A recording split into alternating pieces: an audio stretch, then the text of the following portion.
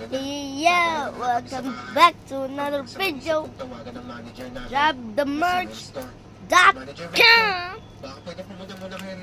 Back with another mukbang video. Ano ba nangyayari? Si Charity po kasi. Hindi ko na naman gagawin ko eh.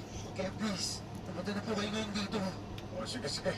Pumunta na ako. Sa party live. Parang Alright. napakaganda pagdating ni manager. Press. Sa sobrang takot at pag-aalala ko. Chicken nuggets. Pagdating pa lang niya, ay ginutusap mo na siya kaagad na tignan si Charity. Mabilis naman siya umakyat. At nagulat siya sa nakitang kalagayan ni Charity. Nagdidilisik ang mga mata nito habang nakatingin kay manager.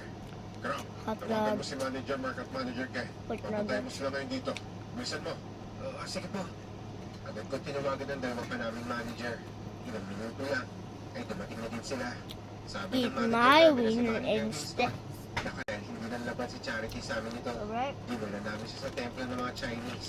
At may matandang Chinese dito na tumingin sa kanya. Sabi ng matandang Chinese, Peppermint may pepper. dalawang engkanto daw ang sumapi kay Charity.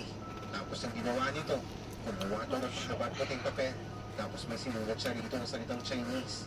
Matapos sulatan, ay sinulat Mouth ng is papel. burning again because of the butag. Oh boy. Halo-halo. At pagkatapos ay ipinainom kay Charity. Hot dog. Matapos to, nakatulog naman ito si Charity. Kaya inuwi na namin Rice siya sa ball. bahay. Sabi ng Chinese, kapag hindi pa siya gumagaling, ay dalhin lang siya ulit sa kanya. Tumango na lang kaming apat bago Rice umalis. ball again. Tulog pa rin si Charity hanggang sa makauwi kami sa bahay. Inisip namin ito na baka umalis na talaga ang sumapi sa kanya. Kaya nagpaalam na rin sa akin ng mga manager namin. Pagkaalis nila, ay nakaramdam na ako ng gutom. Dahil paggabi na rin ito, sinunod ko muna si Charity at nakita ko tulog na siya. Been done. Kaya iniwan ko siya saglit para kumain sa Another restaurant. peppermint Pagka-uwi ko, ay tulog pepper. pa rin si Charity. Kaya natulog na rin ako sa kabilang kwarto. Na sobrang pagod ko nga ng araw na to, ay nakatulog naman kaagad ako. Ilang gabi din ako puyat nito dahil sa pagmamatay kay Charity. Kinabukasan, nang magising ako, tulog pa rin siya. Siguro ay bumabawi lang din dahil sa ilang araw na siyang hindi nakakatulog. Tanghali na nito, kaya nagsipasukan na sa Taste trabaho my ng mga wiener babaeng kasama instead. namin. Umakit ako sa taas para gisingin si isip na naman ng mga mata niya. Mabilis kong nilak yung pinto. One pound At is tinawagan ulit si Manager Winston. free Di ba ba siya taste. magaling? Ayun na, mami. Taste my Naisip wiener ko is na Charity. Baka nang gawin niya sa sarili niya.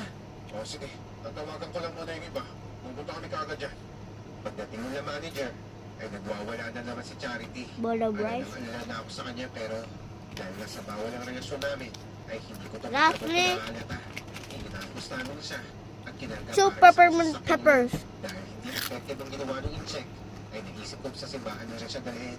Mabilis naman